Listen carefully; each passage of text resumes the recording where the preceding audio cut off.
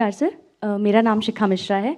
हमारी जो युवा पीढ़ी है और जो आने वाली पीढ़ियां हैं, हमने श्री राम की और सनातन धर्म की एक अलग ही परिभाषा बनाई हुई है। आजकल वो जय श्री राम सुन के और मूवीज़ वगैरह देख के, तो आपसे मैं जानना चाहूँगी कि हमारे लिए कौन सा सही तरीका होगा जिससे हम प्रभु राम को जान पाएँ जो प्रभु श्री राम हैं।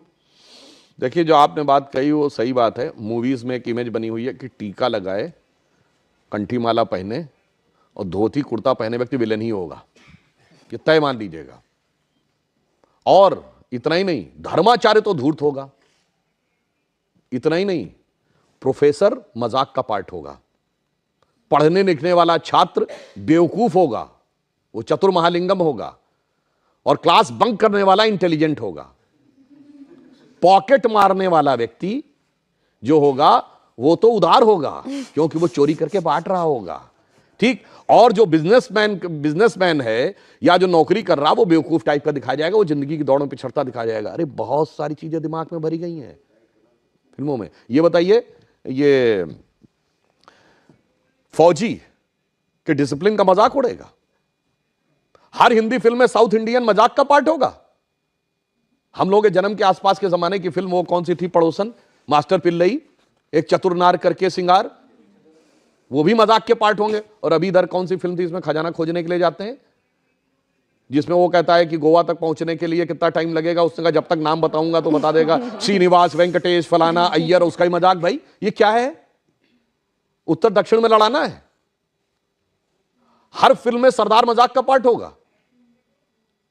बहुत बड़ा षड्यंत्र था, ये एक लेफ्टिस्ट एजेंडा था। और इसमें मैं ये नहीं कह रहा हूं कि इस फिल्म वालों ने जान के किया है, वो तो बेचारे खुद भी नहीं जानते। उनका माइंडसेट ऐसा कि उसके टूल बन गए।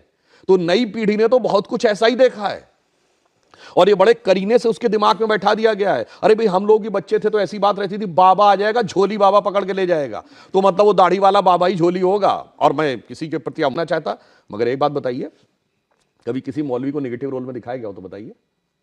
इवन आतंकवाद वाली फिल्मों में भी उसको करेक्टर रोल में दिखाया जाएगा। ये सोचने की बात है।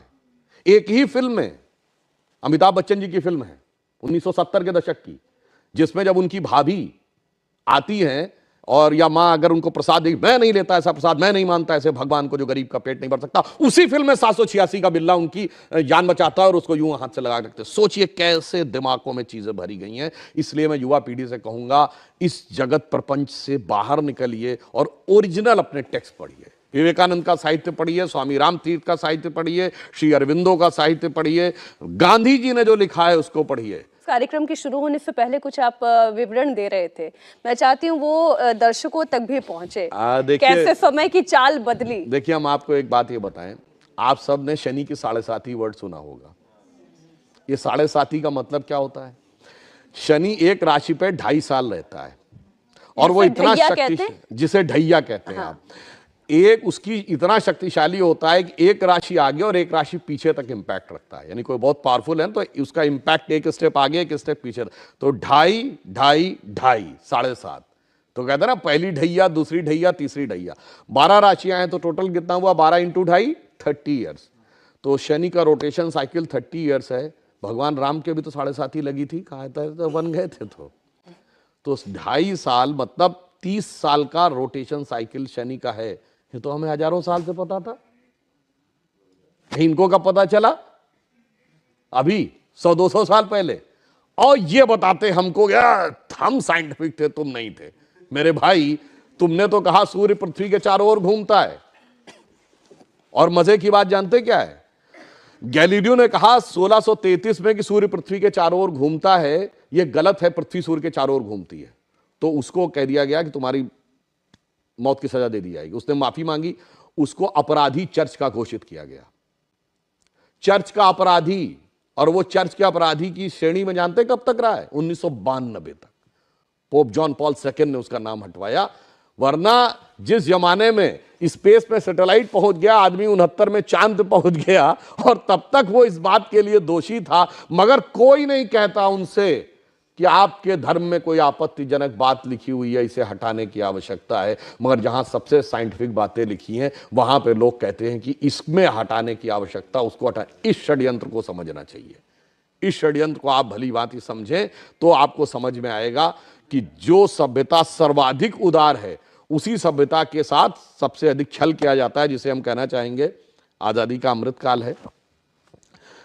तो हम कहते थे ना, हो गए हैं स्वप्न सब साकार कैसे मान ले हम, टल गया सर से व्यथा का भार कैसे मान ले हम, राष्ट्र को है लोग भूले, स्वार्थ है युग मंत्र सारा, वर्ग जाति विभेद की अब बह रही है कलुष धारा, इस अमा के तिमिर को, यानी अमा अंधकार, तिमिर मतलब अंधकार, रात्रि के अंधकार को अब अरुणिमा क्या मान ले हम, टल गया सर से व्यथा का भार कैसे मान ले हम। और आगे की लाइन सुनिए, वो महत्वपूर्ण है, वेशवाणी तत्व दर्शन दूसरों से यह सभी ले, विकृति को हम ग्रहण करते निज प्रकृति को आज भूले, इस विदेशी नकल को अब अस्मिता क्या मान ले हम, हो गए हैं स्वप्न सब साकार कैसे मान ले हम। इसीलिए मोदी जी ने क्या कहा है, अमृत काल के जो 5 प्रण हैं उनमें पहला है भारत को विकसित राष्ट्र बनाना है, दूसरा है गुलामी की मानसिकता के हर प्रभाव से अपने को मुक्त करना है, और तीसरा है अपनी विरासत पे गर्व करना है। इसीलिए गुलामी की इस मानसिकता से बाहर निकलिए तो नया भारत दिखेगा, जिसके लिए हम कह सकते हैं कि स्वप्न देखा था कभी वो आज हर धड़कन में है, और एक नया भारत बनाने का इरादा मन में।